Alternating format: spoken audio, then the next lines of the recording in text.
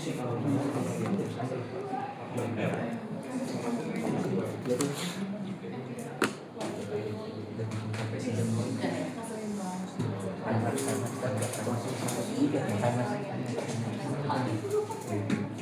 jadi ya, minggu yang lalu kita sudah belajar balok ya. Jadi balok itu kemarin yang kita pelajari dengan sampai dengan saat kemarin itu untuk menahan momen atau lentur ya. Jadi gaya dalam pada balok dominan apa? Kalau balok itu kan memikul dead load, light load seperti di ruangan ini, balok ini lah itu. Nah, akibat adanya beban mati dan beban hidup pada balok, gaya dalam yang timbul apa? Momen. Kalau ada momen, geser. Ada normalnya atau tidak? Ada gaya normalnya atau tidak? Gaya dalamnya ada normal atau tidak pada baloknya? Ada normal atau tidak? Ada apa tidak? Kapan timbul normal? Kalau gayanya bekerjanya sejajar sebatang balok. Nah, kalau balok ini ada gaya yang sejajar sebatang balok nggak? Ada. Ada nggak? Nggak ada. Makanya normalnya tidak ada. Nah, itu ya. Jadi balok itu dominan memikul momen dan memikul geser. Makanya balok harus kuat memikul momen. Nah, tulangan yang untuk memikul momen, tulangan yang memanjang, yang menggunakan balok bertulangan tunggal atau balok bertulangan rangkap, itu adalah tulangan untuk memikul momen supaya kuat. Nah, karena gaya dalamnya ada dua, momen dan geser, maka geser ini juga harus kuat. Nah, itu ya. Jadi itu geser harus kuat. Nah, makanya kita harus mendesain tulangan geser itu yang mana? Yang sengkang. Itu adalah tulangan geser, adalah tulangan pemenahan geser. Sekarang tuh kita mau ngapain? Mau mendesain jarak sengkangnya berapa? Kalau kemarin kan waktu mendesain lentur, jarak sengkangnya masih saya tulis diameter sengkang 10 gitu kan? Nggak ada jaraknya kan? Nah, sekarang kita menentukan jaraknya berapa sih? Tulangan geser itu jaraknya berapa? Sekarang seperti itu. Nah, berbeda pada desain lentur. Kalau pada desain geser, kalau pada desain lentur syaratnya kan kemarin dua syaratnya desain lentur.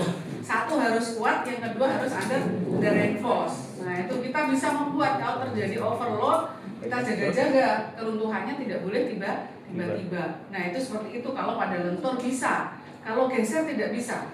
Kalau lentur hanya satu, kuat saja karena memang tidak bisa keruntuhannya tiba-tiba kalau geser itu. Kita tidak bisa mendesain harus nggak boleh tiba-tiba, tidak bisa karena karakter dari keruntuhan geser itu runtuhnya tiba-tiba. Maka syaratnya hanya satu kalau bisa geser harus kuat saja.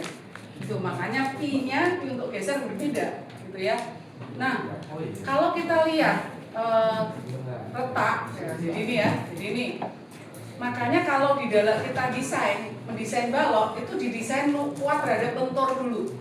Semua data dari lentur digunakan untuk mendesain geser. Semua data lentur untuk mendesain geser seperti itu. Baru dari data lentur itulah nanti digunakan berapa sih jarak sengkang kalau semua data dari lentur seperti itu. Nah, ini adalah mekanisme keruntuhan pada balok yang benar seperti ini. Jadi kalau terjadi overload, mekanisme keruntuhannya harus membentuk balok seperti ini. Maksudnya apa? Jadi ini retaknya dimulai dari retak lentur dulu. Jadi usahakan tidak boleh terjadi keruntuhan geser duluan. Kenapa runtuh duluan? Ambruknya tiba-tiba. Boleh nggak? Nggak boleh. Makanya kalau didesain lentur harus terjadi keruntuhan lentur terlebih dahulu. Nah, ini mekanisme keruntuhan yang benar seperti ini. Jadi pertama terjadi keruntuhan lentur. Ciri dari mana? Ini kita lihat retaknya ada di tengah bentang, membentuk sudut tegak lurus sumbu batang ya. Retaknya membuka, itulah retak karena momen. Nah, di tengah-tengah itu letak karena momen. Nah, itu kenapa di tengah bentang? Karena disitulah letak momen maksimum. Nah, kalau kita lihat itu namanya 3-point loading. Jadi sistem pembebanan 3-point loading. Kalau saya modelkan, bebannya itu ini balok ditumpu sendi dan roll. Nah, terus kemudian ini dibebani begini. Nah, gini kan, ini P. Nah, ini dibaca sampai P maksimum. Baca sampai P maksimum. Maka yang kena ke balok ini ya P/2 kan? P/2 P/2. Nah, gitu. Nah, ini diletakkan di sepertiga bentang. Nah, bebannya ini. Nah, ini. Nah, L/3, L/3, L/3 gitu. Coba kalau seperti ini, momen yang timbul, jadi ini benda ujinya seperti ini. Kalau kita modelkan MACTEC-nya seperti ini, gitu ya. Jadi MACTEC itu model. Nah, kalau seperti ini, momen yang timbul momen positif atau negatif pada balok. Yang dimana momen positif itu di daerah tariknya jadi bawah, ya. Jadi itu ya, jadi itu. Jadi kalau ini bidang momennya di sendi dan roll tidak ada momen karena bisa berotasi. Karena ini bebannya terpusat, maka kurvanya adalah linier. Nah, gitu ya. Jadi ini linier. Nah, kita ini berapa ini momen maksimum? Ini momen maksimum, ini momen positif. Gitu ya. Jadi ini momennya di sini ini berapa? Nah, untuk mencari momen di sini ini berapa? Kalau ini berarti kan RA. RA-nya berapa kalau seperti ini? RB. RA-nya berapa? P per 2. Kenapa kan P per 2 tambah P per 2 kan P disangga 2 tumpuan. Kan pasti disangga 2 tumpuan dipasangnya simetris. Maka ya jumlahnya bagi 2 gitu. Total P-nya, total bebannya kan P dibagi 2 tumpuan P per 2. RB-nya P per 2. Sehingga momen di sini berapa? Momen itu apa? Gaya kali jarak kan? Paling kiri gayanya apa? RA. Jaraknya ke titik sini L per 3. Jadi momen di sini P per 2 kali L per 3 sama dengan L per 6. Momen di sini berapa? Gimana caranya mau mencari momen di sini? Kalau mau dari kiri ya. Berarti dari kiri momennya berapa? RA kali jaraknya ke sini. Ya kan? RA kali jaraknya sini ke sini berapa? 2L per 3. 2L per 3 kan? 2L per 3. Terus antara sini sampai sini ada beban P kan? Ada beban P. P ke sini, ini kan RA muter ke titik sini searah jarum jam kan? Maka positif. Terus kalau yang ini muter ke sini. Kenapa? Berlawanan arah jarak jam. Jadi ini P per 2 kali L per 3 kan gitu. Jadi momennya P per 2 kali 2L per 3. Coret-coret kan? Men PL per 6. Jadi momennya PL per 3 men PL per 6. Jadinya 6 kan? 2PL men PL. Sehingga PL per 6. Sama dari kiri. Kalau dari kanan gimana? Ya sama, jadi RB kali jaraknya ke sini. Sama kan? Nah, itu kayak gitu caranya ya. Jadi momennya di sini PL per 6. Oke, PL per 6. Gitu. Nah, itu kalau ini dari kiri, dari arah kiri, dari sini dari kiri semua. Kalau ini dari kanan harusnya sama. Harus sama, jadi mau ditinjau dari kiri maupun ditinjau dari kanan. Seperti itu. Nah, makanya di sini timbul momen. Kenapa kok di situ letaknya ada di daerah tengah bentang? Karena di daerah sini daerah maksimum. Makanya kalau yang rusak duluan yang mana? Ya di daerah maksimum. Makanya kalau kalian belajar MACTEC selalu yang dicari momen maksimum. Kenapa daerah disitulah yang retak duluan, yang rusak duluan, atau terjadi keruntuhan di situ yang runtuh duluan.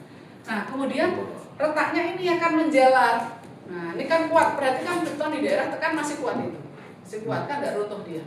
Nah kemudian dia akan menjalar ke sebelah kirinya. Perhatikan bentuk retak sebelah kiri, dia buka tegak lurus kemudian miring. Nah itu namanya retak geser lentur.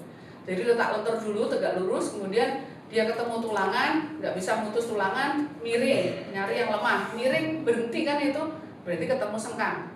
Nah dihambat oleh sengkang, jadi retaknya tidak menjalar. Kemudian retak yang selanjutnya di sebelah kiri, itu retak karena geser. Ciri retak karena geser yang mana? Miring, dan letaknya di daerah tumpuan. Kenapa daerah tumpuan? Karena di situ daerah geser maksimum. Kita buktikan ya, ini kan bidang momen, bidang M, bidang momen. Nah, bidang geser itu apa? Jumlah gaya yang tegak lurus terhadap sumbu batan. Di sini ada gaya tegak lurus sumbu batan apa? RA. Arahnya ke atas. Nah, setinggi RA. Sini sampai sini ada gaya nggak? Nggak ada. No. Ini kan P per 2. Ini P per 2 juga kan? Ya. Nggak ada gaya. Kosong. ada gaya B. Berarti kan gaya geser maksimum ada di daerah tumpuan sampai di sini. Nah, di sini memang didesain di daerah tengah bentang gesernya sama dengan 0. Kenapa gesernya sama dengan 0? Supaya tidak terjadi keruntuhan geser di tengah bentang karena bahaya. Nah, itu ya, maka di dalam pengujian, karena ini memang pengujian ini didesain, saya memang mendesain untuk terjadi keruntuhan karena lentur, tidak terjadi keruntuhan geser. Makanya di daerah ini sengaja membuat 3 point loading supaya apa, di daerah sini geser sama dengan 0. Gitu ya, jadi memang terjadi keruntuhan geser kalau lentur di tengah bentang. Jadi kalau nanti kalian melihat atau melakukan forensik atau investigasi struktur, pertama yang kalian perhatikan apa? Lihat ada retak atau tidak di masing-masing elemen struktur. Terus kemudian kalau ada retak, retaknya ada di mana dan bentuknya seperti apa. Nah, kalau retak karena lentur di tengah bentang, oh berarti tulangan tariknya kurang. Nah, gitu ya. Jadi tulang menahan momen, tulang lenturnya kurang. Kalau bentuknya retaknya tegak lurus dari sumbatan dan biasanya dari tengah bentang. Di daerah situ maksimum. Kemudian kalau retaknya geser dan lentur, berarti dua-duanya kemungkinan jarak sengkangnya kurang rapat, tulangan lenturnya juga kurang. Seperti itu. Kemudian kalau miring, itu berarti retak karena geser. Biasanya di daerah tumpuan kan, di situ letak geser maksimum. Kemudian yang sebelah kanan itu retak karena geser karena gempa. Perhatikan baik di sebelah kiri maupun di tengah, gambar yang tengah itu gesernya tidak tepat di tumpuan. Bekerjanya tidak tepat di tumpuan sini enggak, tapi agak maju ke depan. Itu sejauh namanya daerah kritis. Di mana sejauh D dari muka tumpuan itu daerah kritis. Jadi daerah kritis geser,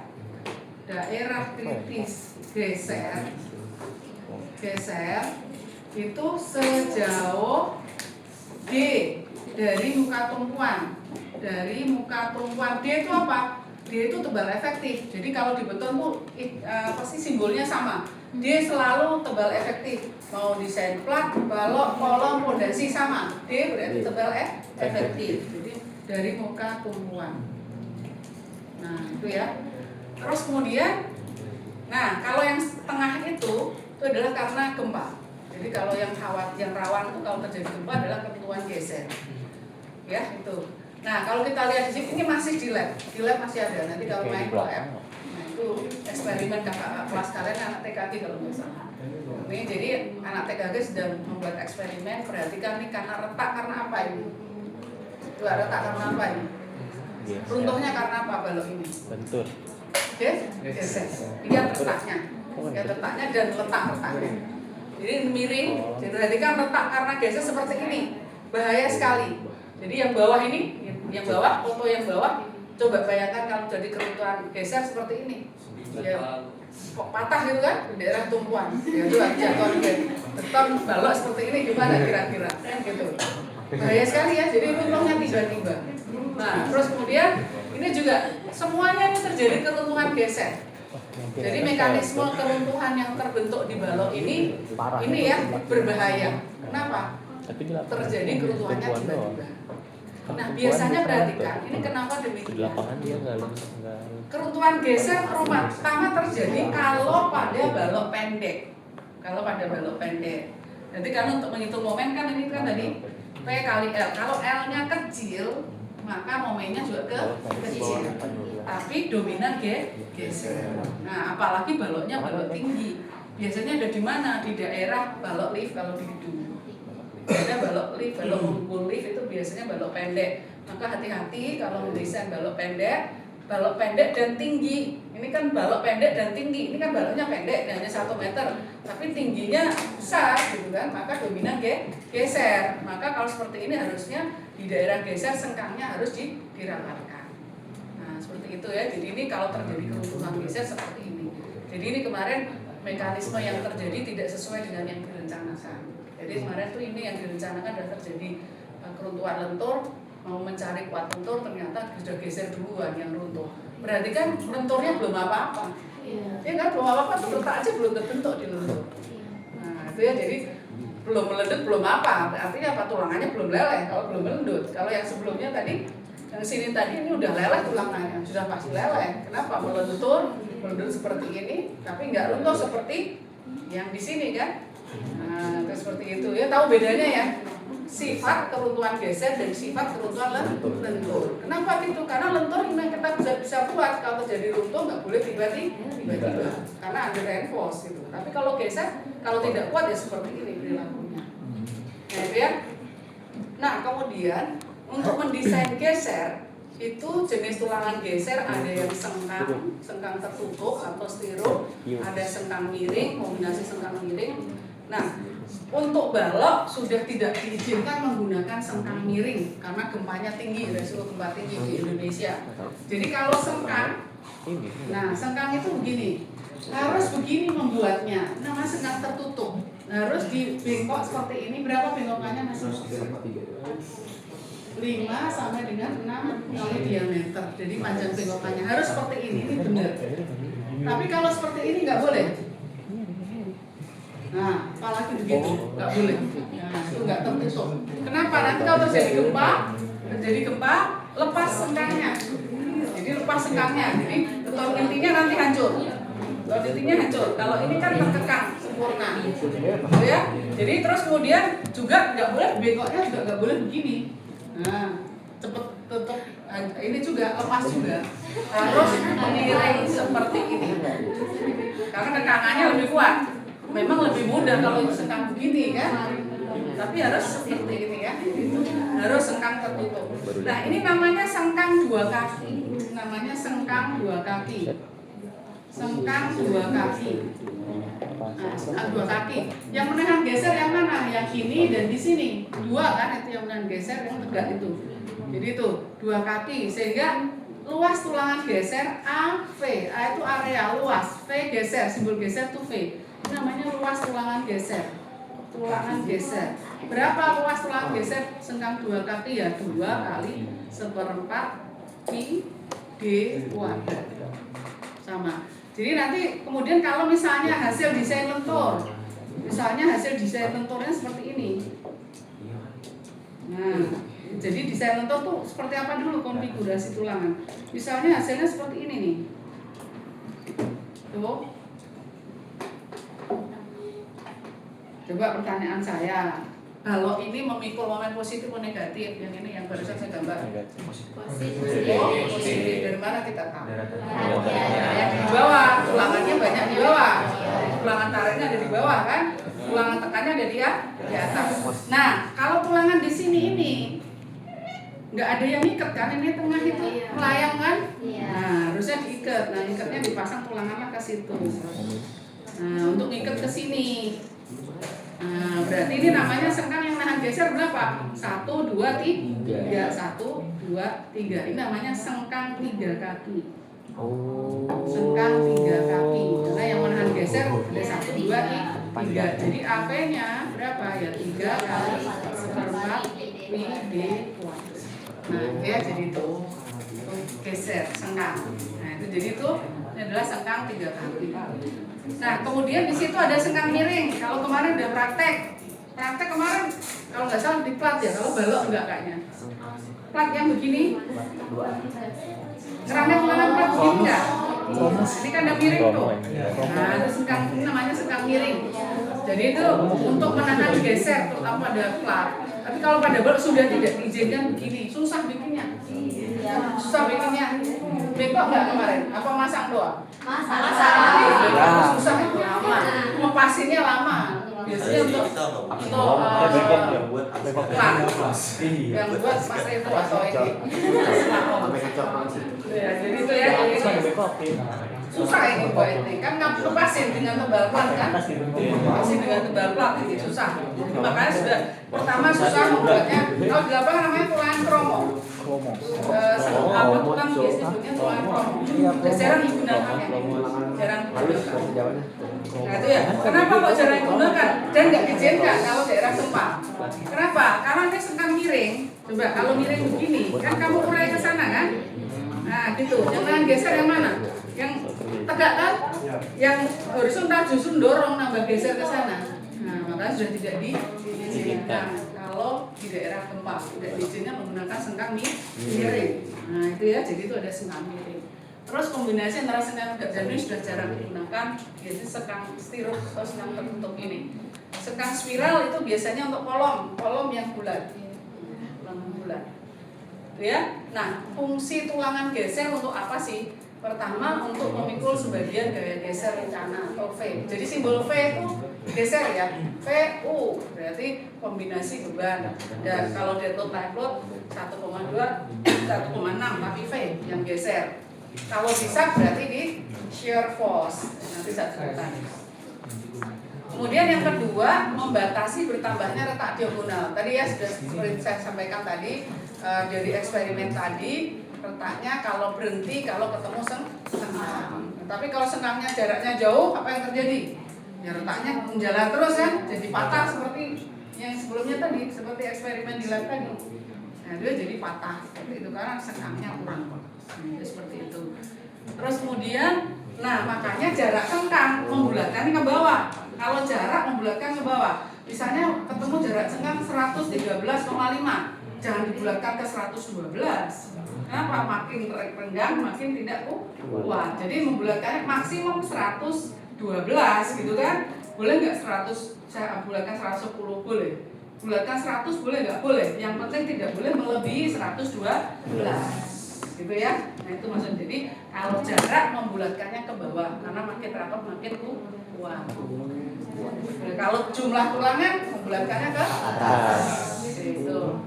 Terus yang ketiga, memegang atau mengikat tulangan memanjang. Nah ini fungsinya adalah mengikat tulangan momen yang menahan lentur tadi, mengikat tulangan pokok atau tulangan memanjang. Jadi ini diikat seperti ini. Nah kalau tidak diikat seperti ini, nggak ada sengkangnya, nggak bisa ini berantakan itu kan tulangan ini, nggak bisa bentuk balok, gitu ya. Terus seperti itu. Terus memberikan ikatan. Nah ini tadi yang saya sebut memberikan ikatan di daerah beton inti ini. Ini berbahaya sekali kalau tidak ikatannya lepas.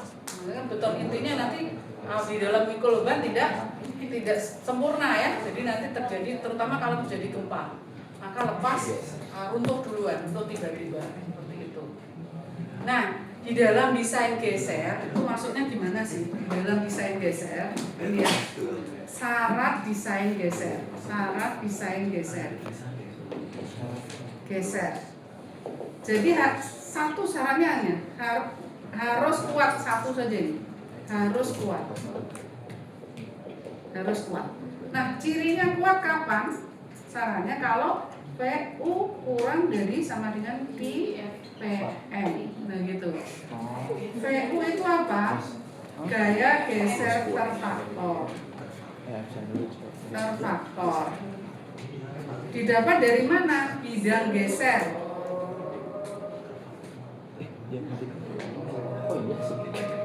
Absen dong.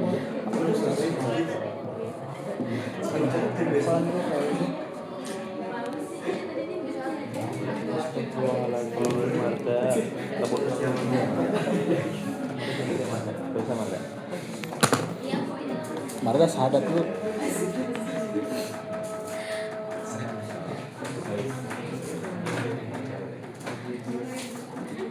Udah.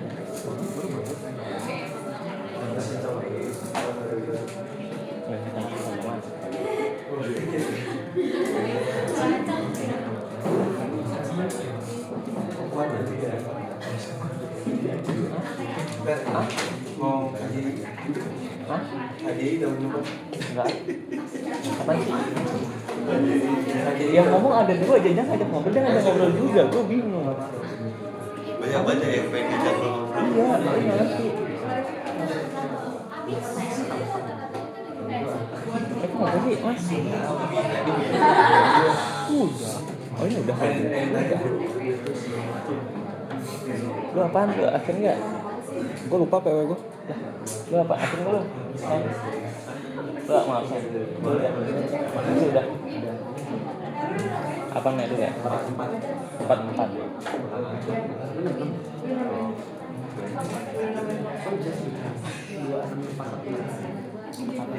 Kalau dua, Mas 33. 33 aja. Itu bukan dia.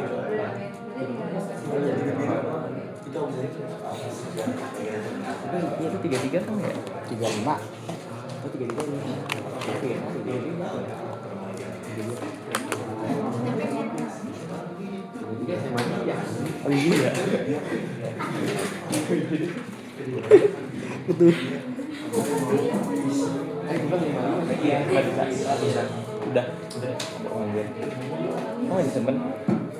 Oh, disimpan. Kok nggak buka? Gua akan tiap hari.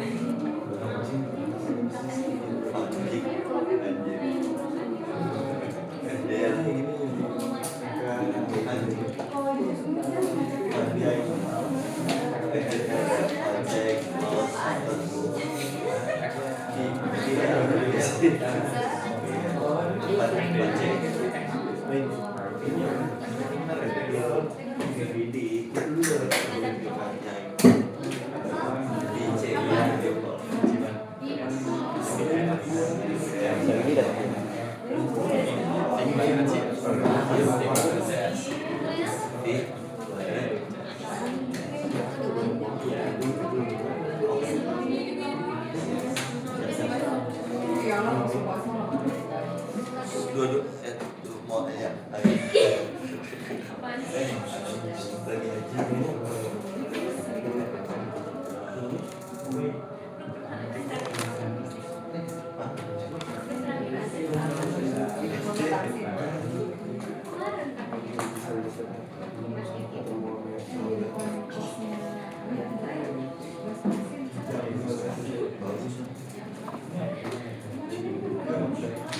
Oke ya.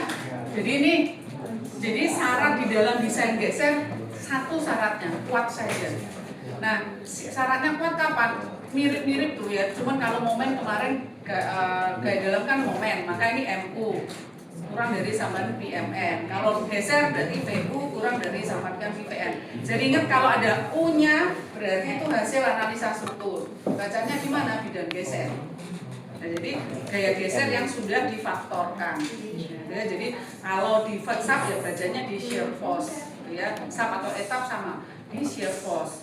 Ya, jadi VU ini bacanya di shear force yang sebelumnya kita buat load combination-nya, nah, langsung dibaca di shear force. Setelah di-run ya. Nah itu. Terus kemudian kalau manual ya dihitung VU 1,2 V dead load, 1,6 V live load. Nah, P-nya ini apa? P faktor reduksi kekuatan geser. Karena geser tadi kan runtuhnya tiba-tiba ya. Maka kekuatannya apa? Angka keamanan 25%. Kalau lentur kemarin berapa P-nya? 0,9 dan 10%. Kenapa? Karena kalau lentur runtuhnya bisa kita buat. Boleh tiba-tiba. Makanya angka keamanan lebih tinggi kalau geser. 0,75 untuk gedung, kalau untuk jembatan 0,7. Kalau membaca SNI 2002, buku yang masih 2002 itu masih 0,7 itu SNI yang lama. Yang 2019 sudah 0,75. Nah, VN ingat kalau ada N-nya itu menunjukkan kekuatan geser nominal, berarti kekuatan. Jadi kekuatan gesernya terdiri dari kekuatan siapa? Kekuatan beton dan kekuatan sengkangnya. Nah, gitu ya. Nah, berapa kekuatan betonnya? Untuk menahan geser 1/6 maka Rasen C B kali D. Rumusnya sebenarnya ada 2 ada 3. Tapi yang biasa digunakan yang konservatif ya ini 1/6 maka Rasen C B kali D. Itu adalah kekuatan geser dari beton. Nah, sedangkan D itu apa? Sama, D itu tebal efektif, B yang lebar balok gitu ya. VS ingat ada SV, berarti apa? Kuat geser tulangan. Nah, kekuatan geser tulangan ini variabelnya apa? Kuat geser tulangan ini variabelnya adalah luas tulangan geser kali tegangan lelehnya kali tebal efektifnya dibagi dengan jarak sengkang.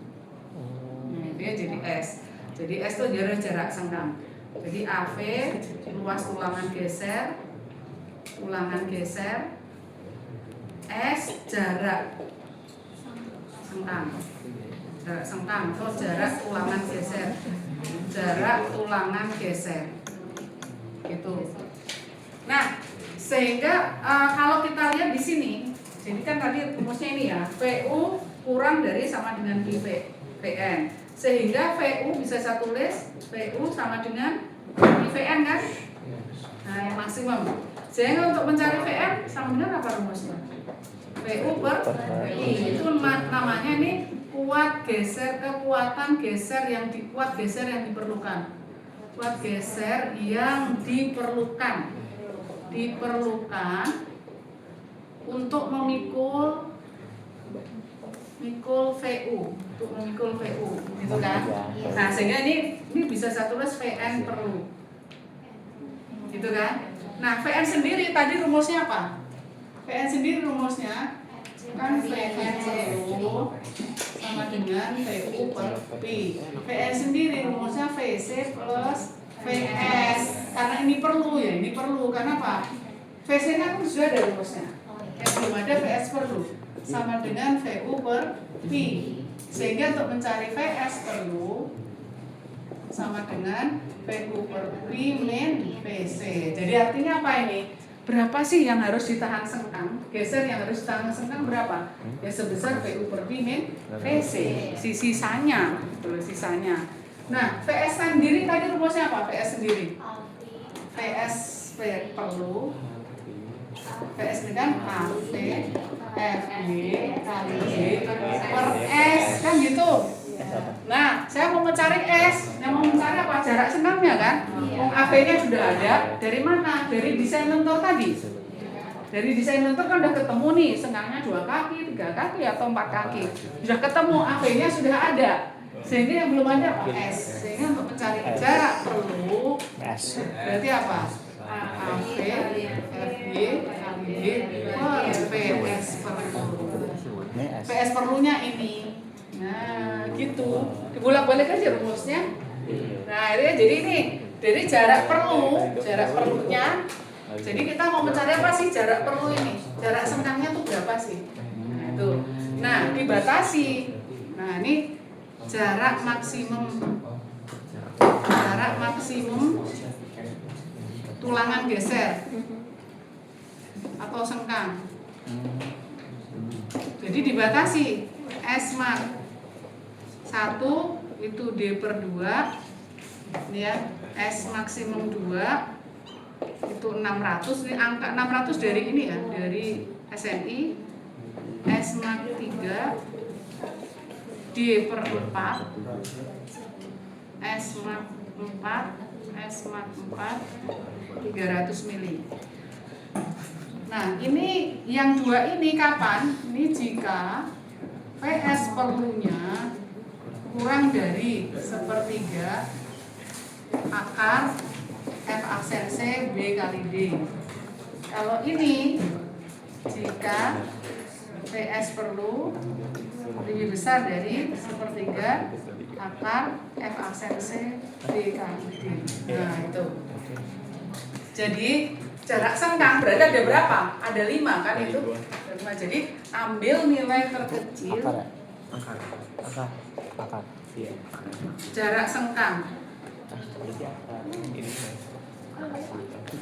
Sengkang. Sebelum dakar ini. Ambil nilai terkecil. Iya.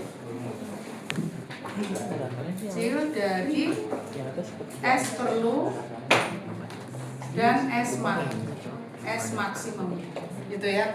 Nah, jadi gini, nanti di contoh soal tuh saya contohkan ribet, contohnya ribet banget. Ada, mungkin harus saya sampaikan ya yang ribet itu. Cuman kalau nanti mendesain jangan ribet-ribet. Kenapa? Karena mengerjakannya susah nanti tukang, ya, kerjakannya susah. Kenapa? Yang ngerjakan kamu mau desain bolak-balik, yang ngerjakan siapa? Pasti tukang kan? Nah, berarti supaya tukang itu mengerjakannya dengan cepat dimengerti, maka kita harus kalau mendesain harus memikirkan pelaksanaannya. Ini pelaksanaan bisa dikerjakan nggak sih gitu? Seperti itu. Contoh membuat dimensi balok. Jangan buat dimensi balok 312,5. Susah bikin gestingnya. Susah bikin gestingnya. Ya, gestingnya susah. Bikin yang 400 kali 600 saja kadang-kadang dia ukurnya nggak tepat. Ya, kalau nggak dikontrol membuat gestingnya 400. Ya kalau 402 gitu kan. Mending gitu kan. Kalau 400 dia bikinnya 390, apa enggak kurang kekuatannya. Bener enggak? Nah, gitu ya. Jadi makanya membuat kalau mendesain harus memikirkan pelaksanaannya. Jangan suka-suka kalian, harus dipikir. Karena nggak bisa berdiri sendiri, gitu kan? Nah, nggak bisa kita kerjakan sendiri, nggak bisa. Ada orang lain. Nah, tukang ini tingkat pendidikannya kan mentok SMA gitu kan? Ya mentok SMA, SMP SD. Nah, SMA kadang-kadang gitu ya, jarang juga yang SMA. Kan? Ada yang SMA. Nah seperti itu. Nah artinya kita harus memikirkan. Nah ini ada jarak. Jadi nanti setelah dihitung jarak perlunya, bandingkan dengan X maksimum 1, 2, 3, 4. Nah jarak yang paling rapat, yang paling kecil taruh di daerah kritis sejauh D. Nah D itu biasanya koma-koma kan, nggak pas gitu loh. Nah yang praktis gimana? Udah ambil aja pasang di 1/4 L atau di daerah tumpuan. Jadi dari 5 jarak ini yang paling rapat taruh di daerah tumpuan. Nah gitu. Yang paling rapat taruh daerah tumpuan. Daerah lapangan ambil jarak yang kedua. Paham maksud saya? Kan ini ada jarak perlu. Misal ini jarak perlunya setelah kita hitung misal di sini ketemu 112,6 mili, misal yang merah ini misal. Terus di sini misal di sini ketemunya 106,7 misalnya. Ini 600 tetap D/4 misalnya ini 201,6 misal. Terus D/4 misalnya ini 102,5 misal nih. Nah, terus itu kan berarti kan jaraknya ada berapa? 112,6, 201, 600, 102,5, 300 kan? Paling rapat ada di berapa? 105, 102 kan? Nah berarti ini taruh di di daerah tumpuan. Ya jangan dipakai 102,5, 100 aja dibulatkan. Oh berarti daerah tumpuan dipasang sengkang jarak 100, misalnya diameter 10, ulir jarak 100 di daerah tumpuan. Di daerah lapangan yang kedua ada berapa? 112 kan sama lah sama ini kan? Kan deket itu. Ya jangan disamaan ini. Kan ini 112 terus yang kedua jarak berapa? 200 kan?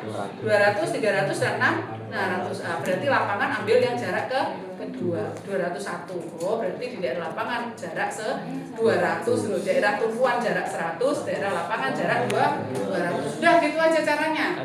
Paham? Nah kalau nanti mau dibuat, kalau ngirit banget, nanti saya ajarin yang ngirit banget, contoh soalnya ngirit banget gitu ya, ngirit banget. Jadi itu dibagi menjadi 4 zona. Kapan dipasang? Sejauh mana dipasang? Yang paling kecil, kan ini paling kecil pertama 102 di daerah sejauh D. Kalau nanti contoh soalnya. Terus jarak yang kedua berapa? 200 ini kan dipasang sejauh mana dari D gitu kan? Terus jarak yang ketiga 300, 600. Paling 600 ini paling yang mana? Yang paling tengah sini kan mendekati 0 itu. Sini kan? Nah, itu yang di sini nih daerah sini pasang 600 kalau mau ngirit banget gitu. Cuman tukangnya pusing, ribet gitu kan. Udah dipasang tulangan tumpuan sama lapangan yang dia kadang-kadang salah, masangnya mencong semua. Kenapa saya tahu? Saya kan investigasi struktur. Bisa saya lihat kan, bisa saya deteksi. Nah, itu mencong semua masangnya. Nah kayak gitu. Kenapa? Biasanya masangnya udah benar itu kan. Tapi pada saat sudah dipabrikasi, ditaruh di BDST, nggak dicek lagi. Pada saat tulangannya agak rapet, masang asal-asalan saja pada saat vibrator. Memanjatkan gunakan vibrator kan, udah kegeser semua tulangannya. Nah kayak gitu. Jadi hati-hati kalau kegesernya agak terlalu jauh, nanti kalau terjadi retak bisa berbahaya. Gitu ya. Maka pentingnya quality control sebelum dilakukan pengecoran. Nah, jadi selama proses pelaksanaan harus diawasi seperti itu. Jadi ini ada ini ya. Jadi ini tadi sudah ya. Nah ini jadi ambil jarak maksimum. Jadi jarak paling rapat taruh di tumpuan. Jarak yang kedua taruh di lapangan. Nah itu secara praktis itu. Oke ya gitu. Nah kalau ternyata seperti ini. Nah ternyata seperti ini. Jika VU-nya kecil, lebih kecil dari PVC. Artinya apa ini? VU-nya kecil, lebih kecil dari PVC. Berarti gimana? Secara teori nggak butuh sengkang. Kenapa? Cukup ditahan oleh beton sendirian kan VU-nya kecil. VU-nya kecil. Jadi ini secara teoritis tidak perlu sengkang. Perlu tulangan geser atau sengkang. Sengkang boleh nggak boleh? Berarti harus dipasang dipasang Iya. sengkang minimum. Cek kuatnya kan. Sengkang atau tulangan geser minimum. Satu. Nah, berapa tulangan geser minimumnya? 1 biji. Nah, itu di situ ada. Apanya? AV minimum berarti B kali S per 3FY. 3 deh. AV kan tadi sudah ada. Dari mana? Dari data lentur kan? Yang belum ada apa? S. Berarti cara mencari S minimum berarti apa? 3FY kali AV dibagi B. Ini adalah jarak minimum. Jarak minimum sengkang. Ada jaraknya. Sengkang jika VU-nya kecil, lebih kecil dari PVC. Nah, itu syaratnya. Tuh maksudnya, ya jadi tuh. Terus kemudian, nah, supaya tadi tidak terjadi pecah seperti yang di lab tadi, ya, tidak terjadi pecah, maka pastikan jadi syarat agar penampang tidak pecah pada saat terjadi geser. Udah minum sengkang. Gaya geser, maka syaratnya ini VS perlu nilainya lebih kecil sama dengan 2/3 akar F asen C B kali D. Nah, itu berarti kalau memenuhi syarat ini berarti nggak pecah. Tapi jika VS perlu tadi apa? VU per P min VC kan lebih besar dari 2/3 akar F aksen C kali B kali D, maka penampang tidak kuat pecah, tidak kuat memikul geser.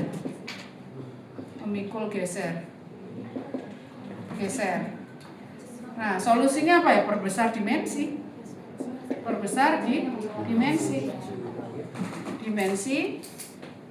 Kalau ulangi desain dari lentur.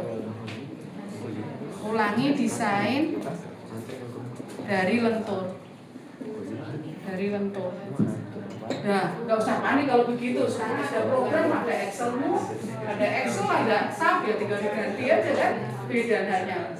Sekalipun manual kalau menggunakan Excel ya tinggal kamu ganti bedanya kan. Udah ketemu ulangannya, ketemu desain. Nah itu ya jadi itu. Jadi intinya kita mau ngapain sih? Mau mencari jarak sengkang. Nah untuk mencari jarak sengkang berarti kalau sudah ketemu dari jarak perlu ada jarak maksimum 1, 2, 3, 4. Jarak paling kecil taruh di daerah kritis, kurang lebih 4L di daerah tumpuan. Jarak yang kedua taruh di daerah lapangan. Sudah itu. Hah? Maksudnya ada pertanyaan? itu sengkang minimum. S itu jarak sengkang kok. Itu notasinya. No, S. Iya.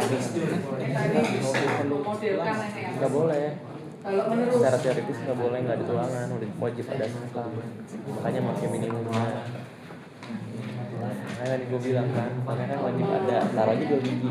Nggak boleh tadi ya. Berarti apa? Jarak minimum. Ada minimumnya walaupun emang nggak butuh, nggak ada minimumnya. Secara itu nggak boleh. Jadi dia bilang harus dipasang. Doang. Apa sih? Udah mau pasang kita.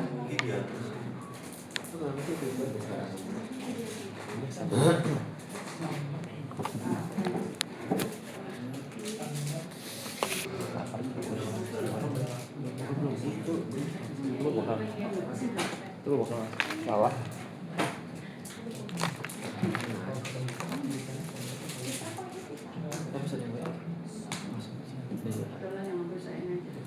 HP gua.